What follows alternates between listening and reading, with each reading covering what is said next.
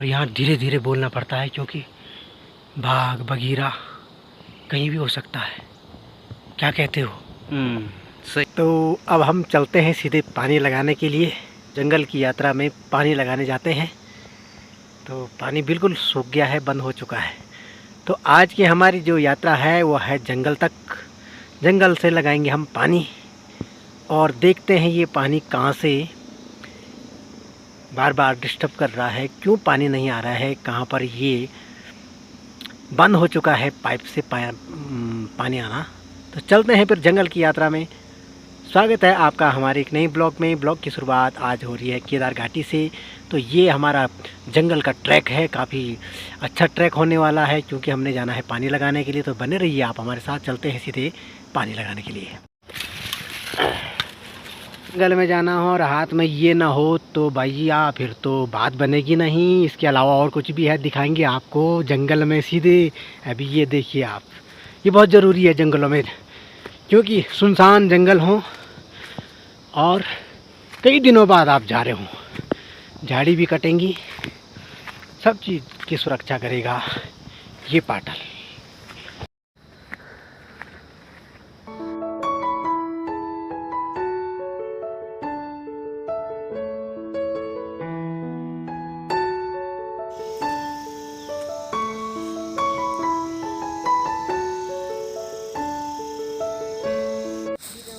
Foot ये से हम पटाखा भी फोड़ था।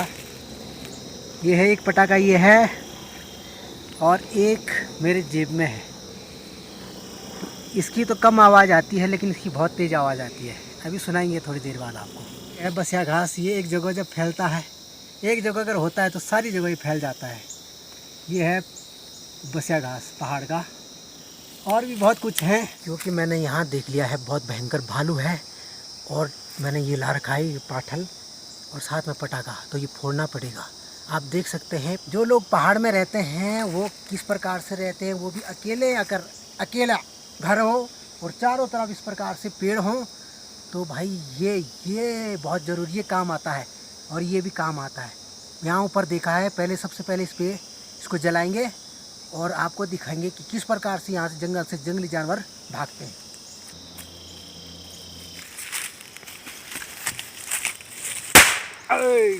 तो अब हम पानी की पाइपलाइन तो इधर से जा रही है लेकिन अब हम इधर से जाएंगे, यहाँ से रास्ता बनाएंगे अपने लिए। और रास्ता बनाने के लिए ये साथ में ये पाटल है और इससे फिर रास्ता बनाते बनाते ऊपर जाएंगे जहाँ पर पानी की टैंक है, वहाँ जाना है। तो चलो फिर मेरे साथ।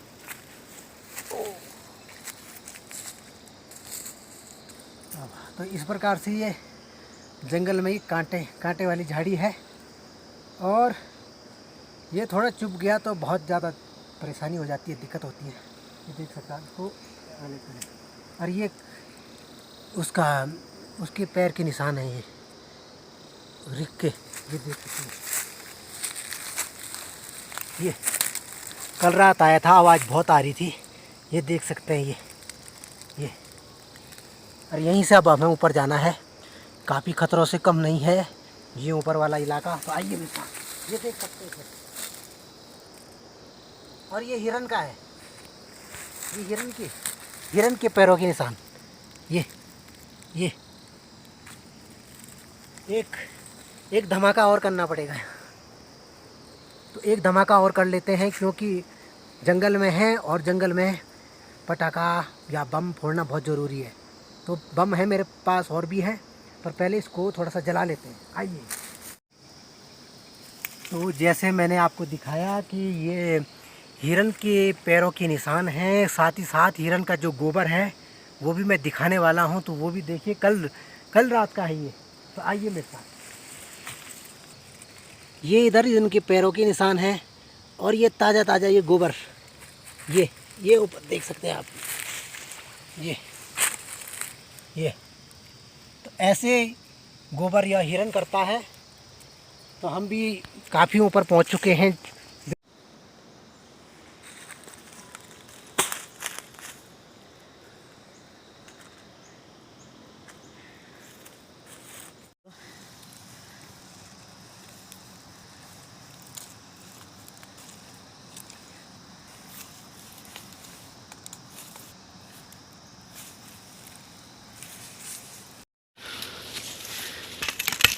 सही बोल।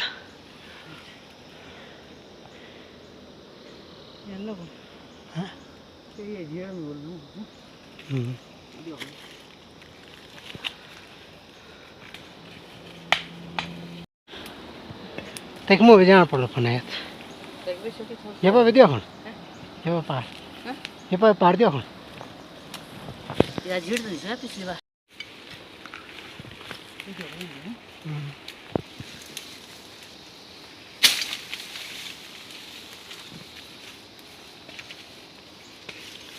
तो यहाँ पर सबसे बड़ी समस्या होगी है जो रास्ता है वो रास्ता नहीं मिल पा रहा है और यहाँ जंगल में पता नहीं चलता कि कहाँ किधर को जाना है, क्योंकि जो ये वाला रास्ता है ये जंगली जानवर का भी हो सकता है।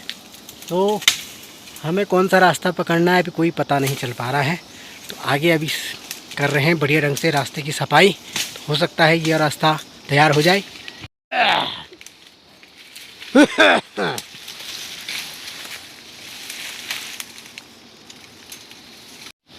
तो ये है नींग आलू का डाला, नींग आलू का पेड़ है ये। इस प्रकार से ये पूरा झाड़ी झाड़ी हो जाती है और इससे फिर भयंकर झाड़ी बन जाती है, भयंकर। और यूज यम्बा गोबरडार, ये कैसी जगह पर इसने अपना घर बना रखा है बाघ ने, ये देख सकते हैं आप।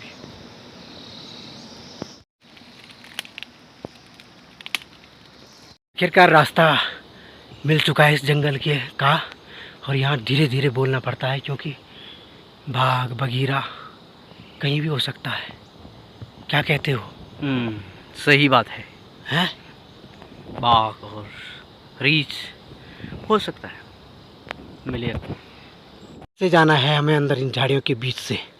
तो चलो रास्ता बनाएंगे पहले, और खतरों से कम खिलाड़ी नहीं है यहाँ।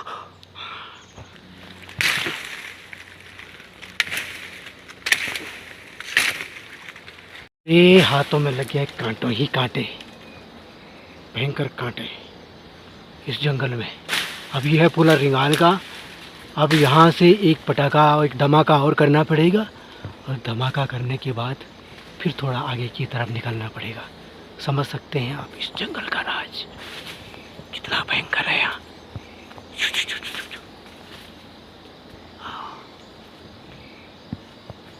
पहले एक पटाखे का धमाका करते हैं, फिर चलते हैं, फिर चलते हैं।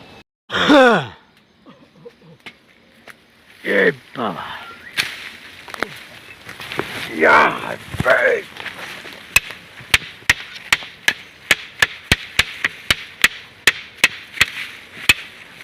कार हमें वो जगह मिल चुकी है जहाँ पर हमें आना था, और देख सकते हैं आप इधर हम पहुँच चुके हैं। इधर ऊपर से पानी आ रहा है और बड़ी देर बाद ये रास्ता यहाँ का मिला है।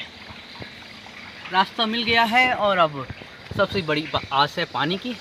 पानी हमें मिल गया है, यहाँ से घर जाएगा पानी फिर से, और हमारे खेत लहलहाएंगे और हमारे हलक भी तर हो जाएंगे। भोजन बनेगा, भोजन पकेगा। क्योंकि जब पानी जाएगा तभी भोजन पकेगा। आप समझ सकते हैं इन पहाड़ों में, वो भी एकांत जगह पर, कितना कठिनाई वाला जीवन यापन करना पड़ता है। और अब सबसे पहले हमें यहाँ से पानी लगाना है किसी भी तरह, ताकि जब पानी आएगा तब जाकर खाना पकेगा। तो पानी इधर से आ रहा है, यहाँ पहले सफाई होगी, इधर भी सफाई हो रही है, दोनों तरफ सफाई करनी पड़ेगी। देख सकते हैं आप, ये देख सकते हैं।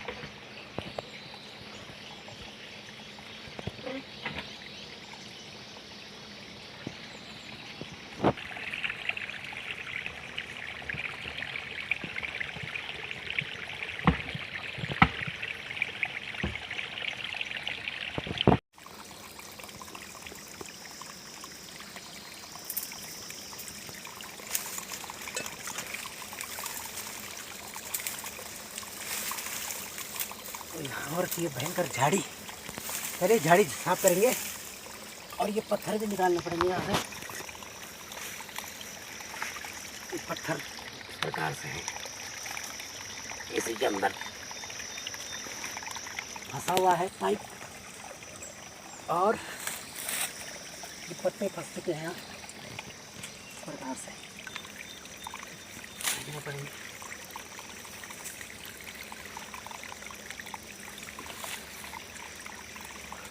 जल संरक्षण, वन संरक्षण और साथ में जैव विविधता का संरक्षण करते हैं।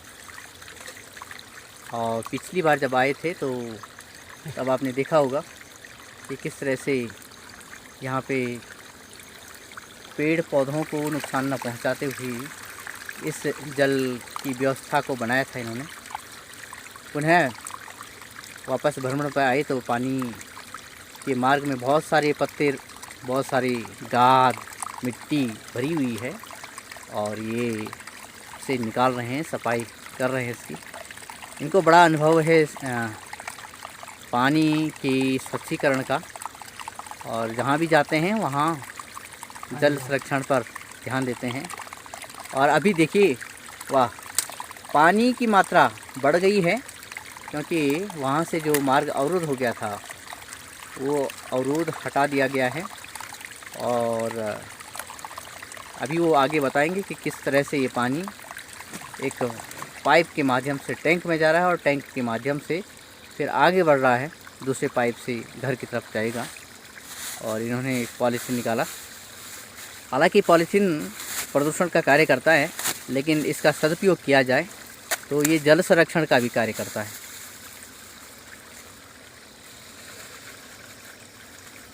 और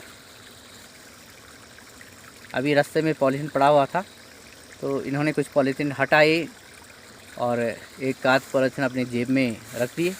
कहा कि ये काम आएगा आगे हमारे जल कल के लिए। तो ये जो तैयारी कर रहे हैं कि ये समूचा जल एक जगह पे एकत्रित हो जाए और स्वच्छ जल पाइप के माध्यम से घरों तक पहुंचाया जा सके। और ये पानी बहुत ही गुणकारी है। पानी गुणकारी होता है, लेकिन जब बांझ, जो यहाँ पहाड़ का पेड़ है, बांझ की जड़ों से जब रिसता हुआ पानी और खिंचता हुआ पानी जल भंडारण करता हुआ आगे बढ़ता है, तो वो औषधीय गुणों को लेके इसकी महिमा कही गई है, और बहुत सारी बीमारियां भी इससे दूर होती हैं।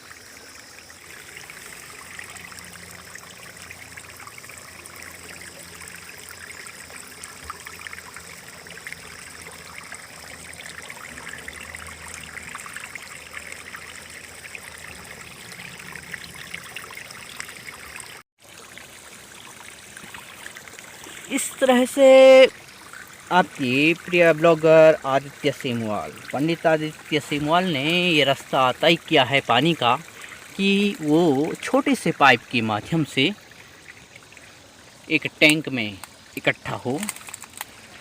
और क्योंकि अब पानी टैंक में जाने लगा है, लेकिन दूसरी बड़ी समस्या है कि जो ये ड्रम है, जो टैंक है, ये जो मिट्टी, बालू और पत्तियों से भर गया था, इसकी सफाई हो रही है। और ये जो गाद है, ये जो लीद है, ये मिट्टी है, इससे इस ड्रम से निकाली जा रही हैं। ये प्राकृतिक आवास है जीव जंतुओं का। बड़े बड़े पेड़ खड़े हैं यहाँ, सूरज की रोशनी छनती हुई आती है ज़मीन में, और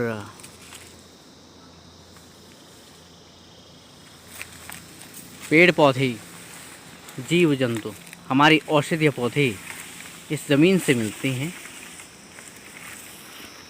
ये हमारा सौभाग्य है कि हम इस धरा में आए हैं। एक बड़ा प्रश्न है कि जो जंगलात में, जंगलों में खाद पानी की व्यवस्था कौन करता है। सुंदर मिट्टी, उर्वरक मिट्टी, जिसमें बड़े बड़े पेड़ पौधे से लेकर छोटे छोटे पौधों को जगह मिलती है, पोषण मिलता है। पानी की व्यवस्था प्रकृति करती है और प्रकृति की ये फसल निरंतर बढ़ती रहती है। पेड़ पत्ते झाड़ते हैं और इस मिट्टी में मिलते हैं तो खाद बनती है। साथ ही ये जो जंगली जानवर हैं, खासकर हिरन, मृग, ये इन घास के पत्तों को खाते हैं और चारे के रूप में उन्होंने खाया, लेकिन वापस अपना मल मूत्र इसी ज़मीन में देते हैं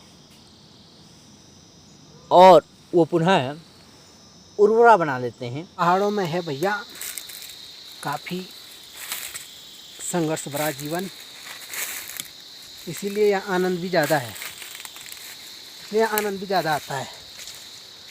तो भाई अब नीचे जाना है, तो यहाँ तो संभाल संभाल के जाना पड़ेगा।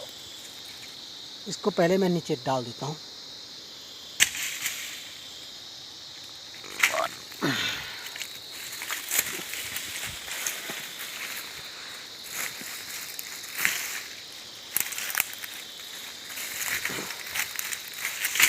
अब क्योंकि यहाँ रास्ता ऐसा ही है, आप देख रहे होंगे कहाँ यहाँ पैर रखे हैं, कहाँ से यहाँ चल रहे। बाबा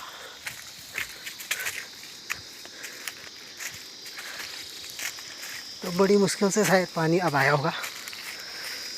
बार बार प्रयास करने के बाद कहीं ना कहीं रुक जाता है।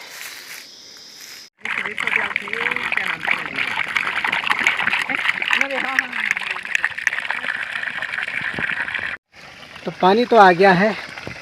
आज की हमारी जंगल की यात्रा सफल हो गई है। तो जंगल का जो ट्रैक था वो पूरा हो चुका है। आज का ब्लॉग आपको कैसा लगा आप कमेंट करें, शेयर लाइक ज़रूर करें। मिलेंगे ऐसे ही नए ब्लॉगों के साथ, तब तक के लिए जय बाबा केदारनाथ।